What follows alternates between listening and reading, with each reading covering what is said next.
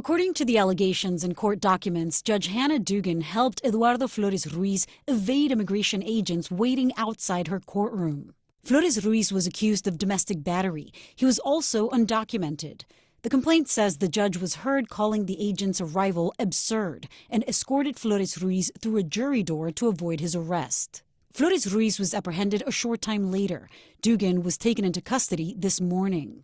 Attorney General Pam Bondi said no one is above the law. You cannot obstruct a criminal case, and really, shame on her. It was a domestic violence case of all cases, and she's protecting a criminal defendant over victims of crime. We spoke with border czar Tom Homan before the arrest was announced. He and the Trump administration have been complaining about judicial interference of deportations.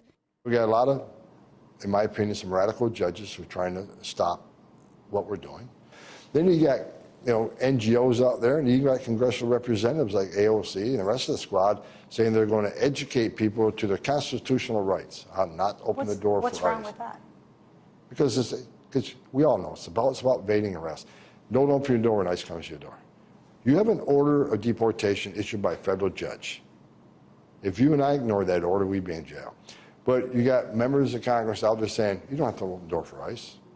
They need a warrant. You don't have to talk to ICE.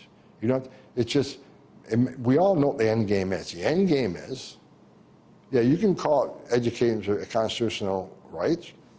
Don't disagree. But we all know what the end game is. Evade arrest.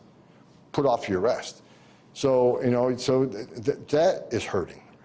But real soon, people are going to see that that's no longer work. Those judges that you're saying are radical, what they're doing is saying people need to have a due process. They get due process. Everybody gets due process. And Judge Dugan, after her detention and having her mugshot taken, was released. This afternoon, DHS issued a statement saying that the man in Dugan's courtroom, who agents had gone in to detain, had entered the country illegally twice, and also that he had a long list of violent criminal charges. That is in part why he was in that courtroom. In terms of the judge, what's next for her is she will be arraigned on May 15th and will be able to enter a plea. Lilia Luciano, CBS News, Washington.